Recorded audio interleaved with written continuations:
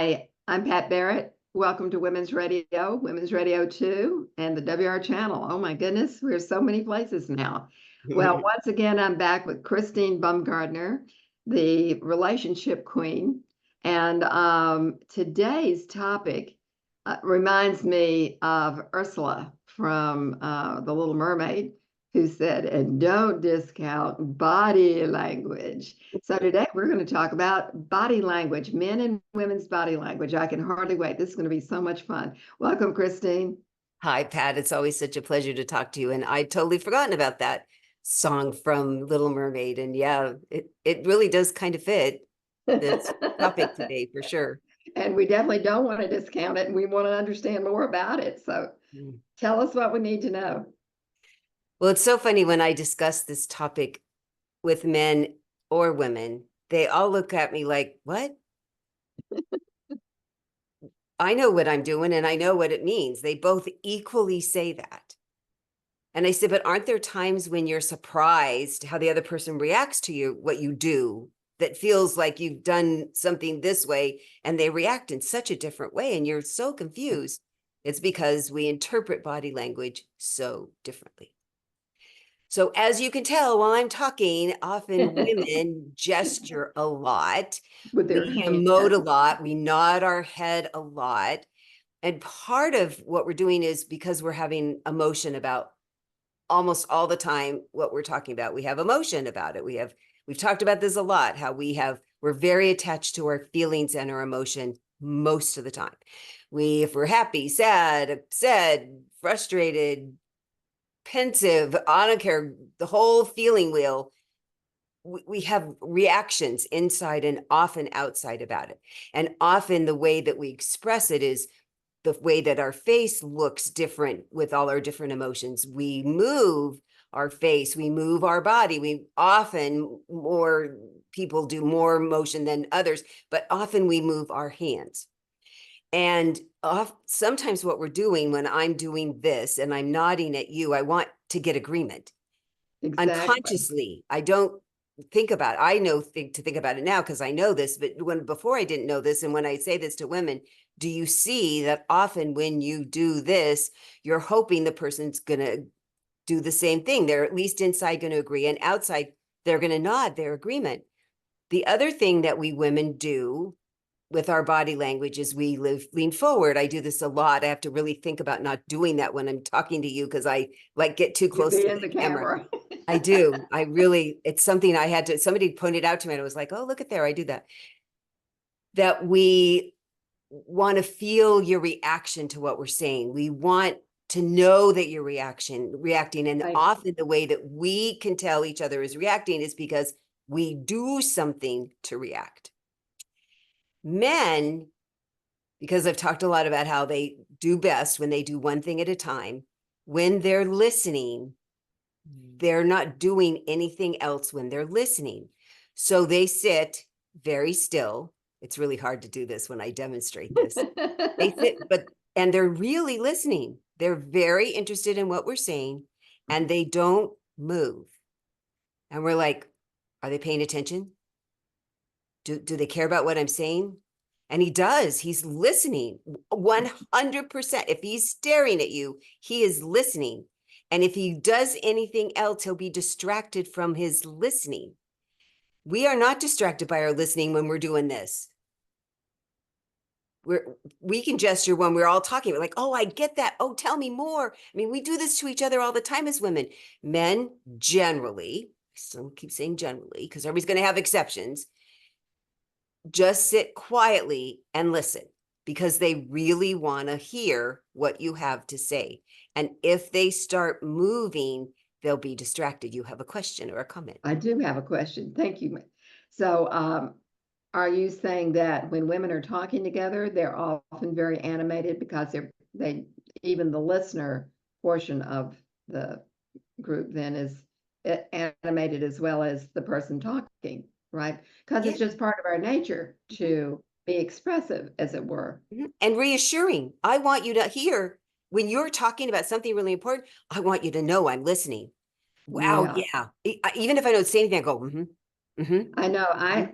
I was just thinking when you said that, that I often find that I want them to know that I get it or I understand and I will do this. Yes. Yeah. It doesn't really mean that I'm giving my signed agreement to something necessarily, but it does mean I understand. It's And, interesting. Yeah. and Go we're ahead. looking for that as Yes. women, But generally. men are not the same. I'm trying to think about communications I had with David, and I think that he did what you're suggesting, and I think that I was looking for something more expressive, Mhm. and that never ever occurred to me until you mentioned it just now. No, I would say 90% of both men and women, when I explain this, go, really? Huh. I never thought of that. Really? Okay. Yeah. And then they all do this. I remember. Yes. And everybody, if they're open, and I ask people to be so open when they listen to this kind of stuff because they want to just go, that's so wrong. Maybe I misunderstood because I keep saying we so often are just misunderstanding. We're not misbehaving. The other thing that women often do, you said, gosh, I'm not always agreeing. I'm happy to give reassurance. Lots of women think, interpret, you're agreeing often without really thinking about it. We just Right. think, oh, she gets it. Oh, she agrees. Now, a woman will probably then start talking about her opinion about it. And now you're going to go, wait, I thought we were on the same page. And no, we're not. But you're going to know right away.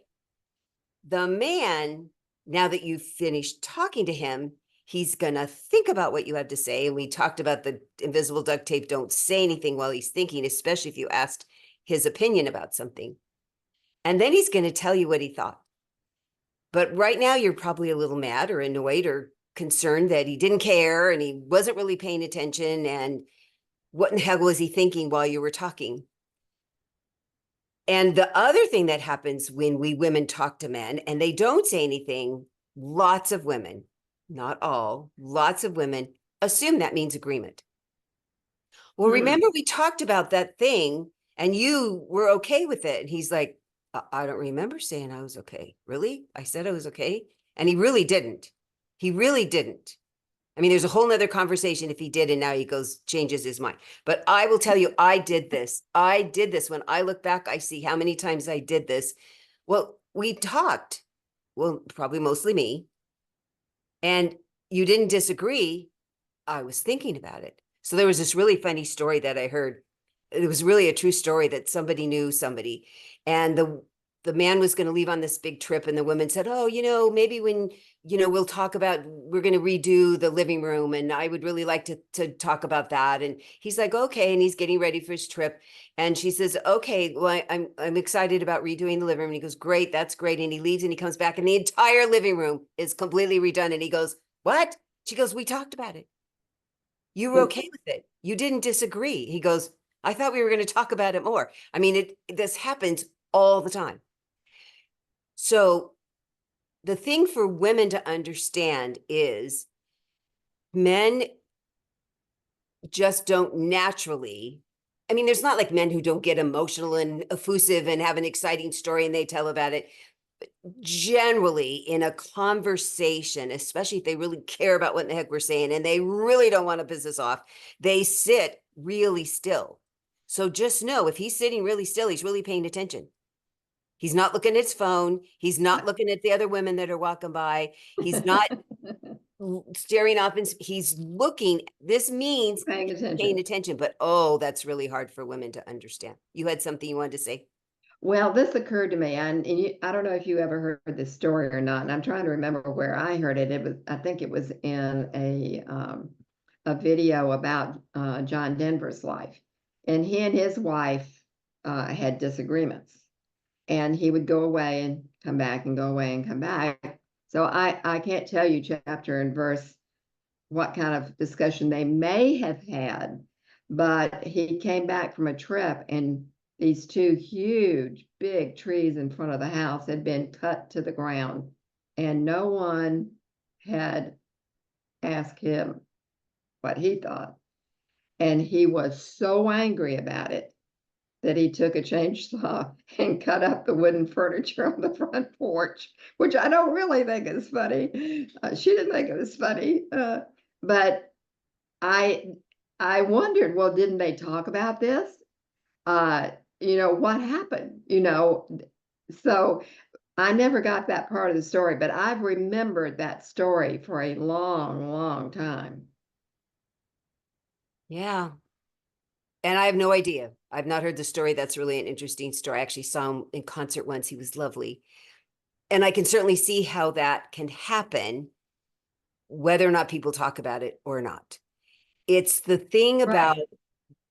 do you tell me? The active listening is a really wonderful, it's from the Imago, from, his name just went out of my head.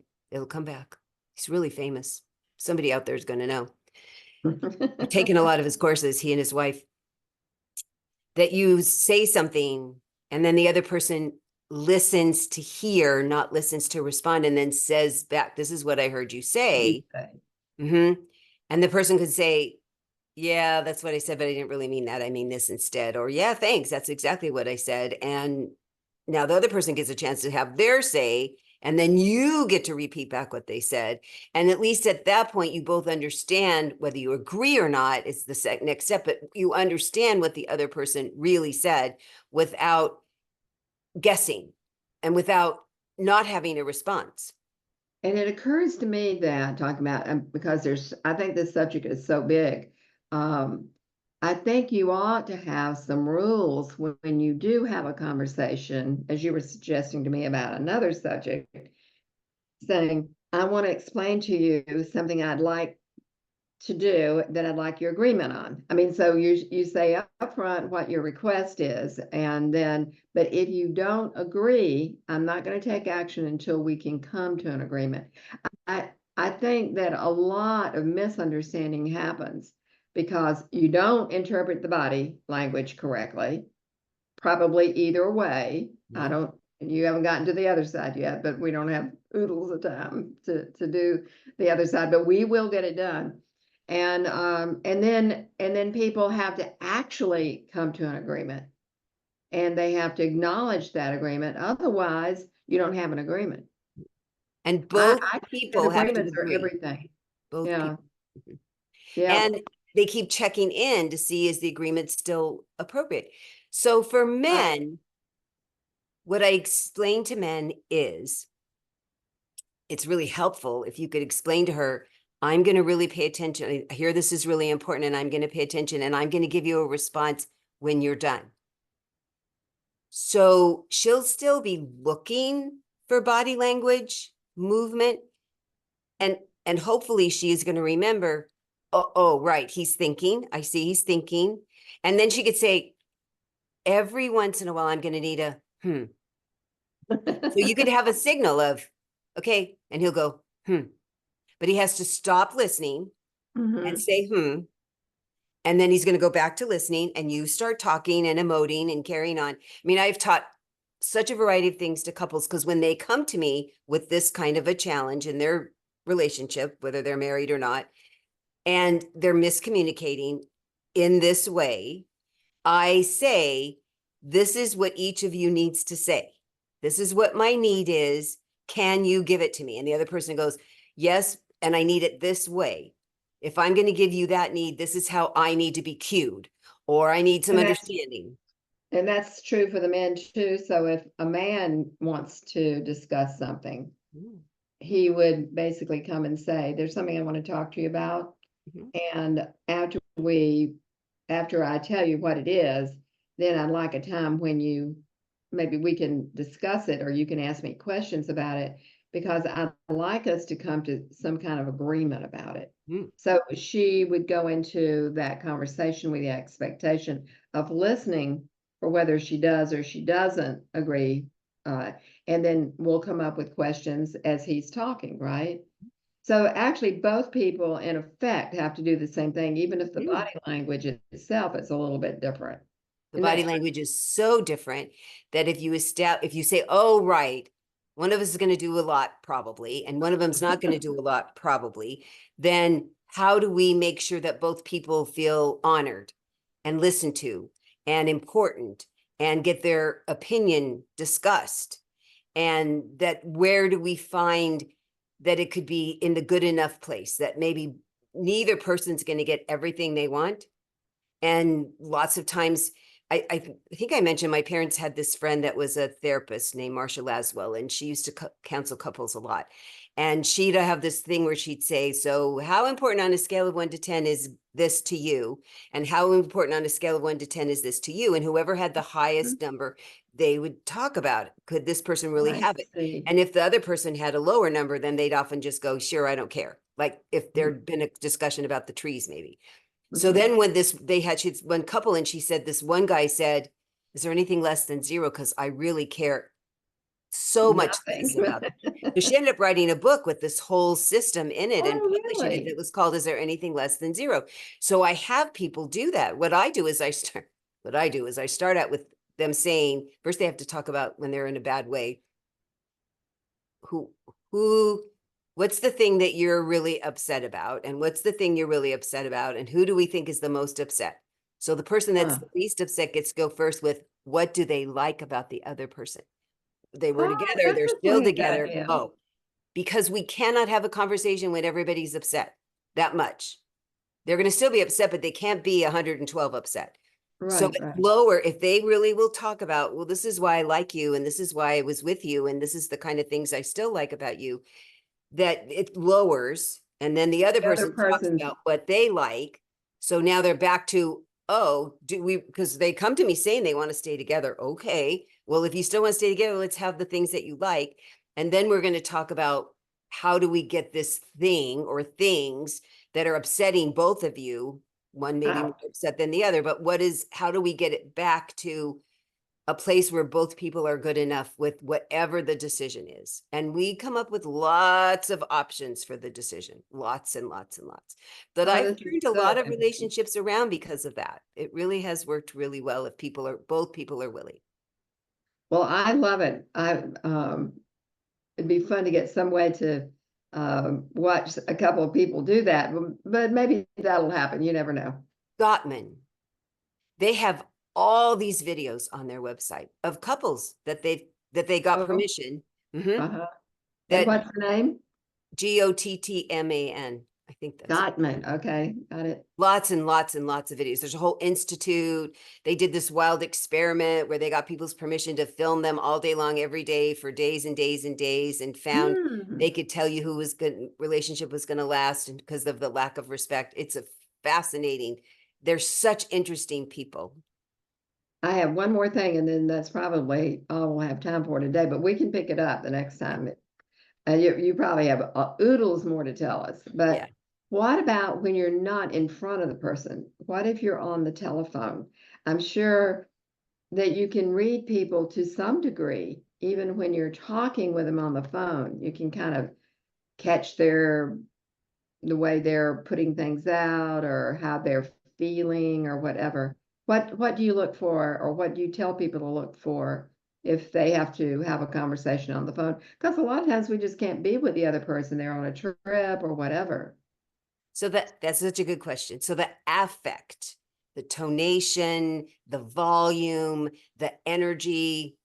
So what I have found since I'm dating, the men I talk to the first couple times on the phone, I find out what they're really passionate about. Often something, their job, their dogs.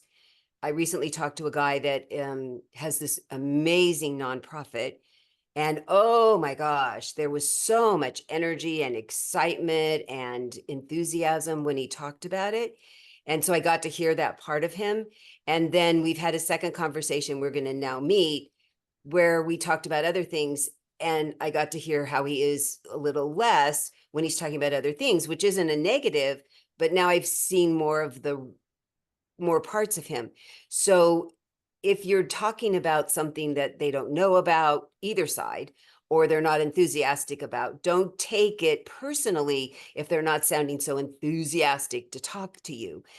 If you want them to be enthusiastic about talking to you, talk about something they're enthusiastic about. because it might not be you yet if you've just met, or they're Right. in a bad mood. See, I tell people that you just need to take people's temperature. I mean, you're having a good day and maybe they're not, or you're having a bad day and maybe they're not. So It's so I would say true. you need to say, I don't know why. I mean, 3 days ago, I think it was the end of the heat. I was just mad at everybody in my head for no reason. And I am not, I don't, this doesn't happen to me. Okay. And I was It like, tends to make holy, you aggravated, I think, when you're too hot. and I was just sort of mad. I mean, I had a mad on for lots of things in my head. I don't know that anybody really outside me knows, because I'm normally not, so I can fake it really well. But I was like, who the hell is this that's taken over my body? So I thought if I was living somebody, I'd need to warn them. I'm a Yeah. crap today and I don't even know what it is, and it's not you, and please ignore anything I sound bad about, because my voice is not going to be happy at this moment and I'm personally working on it, and I'll let you know if there's something you can help me with. So if we were honest about ourselves and Uh-huh. not so busy pointing this finger this way and paid more attention to the three fingers that are pointing back here and took Uh-huh. responsibility, the world would be a much better place, I think. Well, I think we ought to continue with this. I think it's so interesting. And we do use our bodies, we do use our mouths and our voices in how we communicate. And I think most of us would agree that we have work to do. So And let's you come see back. how surprising it is when I bring it up. People are like, what do we need to talk about? And then when I talk about it, they go, oh, I never thought about it that way. Yeah. Both sides equally are amazed and surprised. And I love it when they go, tell me more about it. I really want to get better at it. Well, not just men and women, but I think also men or women with those completely different kinds of personalities where um, Oh, their their approach to life is one way and the other person's approach is like 180 degrees different, and actually they can do amazing things together if they can learn to communicate and understand each other's barriers, so to speak. So I think we ought to return to this because I think it is so important. so just think about that scenario. If it's a really extroverted guy and a really introverted woman, Right. the opposite would now be happening. He's Yes. all, and she's, and it's kind of wearing her out a little. And he's like, she doesn't care. And she's like, I care so much. I'm getting drained and I need to redo. I mean, it's fascinating. I need to up my power. I need to recharge my battery. And I'm Right. not going to do that. I'm excited that you do that, but I don't do that. I mean, it's really good Yes. when people will say, who am I? And now I'm going Yes. to tell you who I am. And can this work Yes. between the two of us professionally, friends, lovers? Yeah.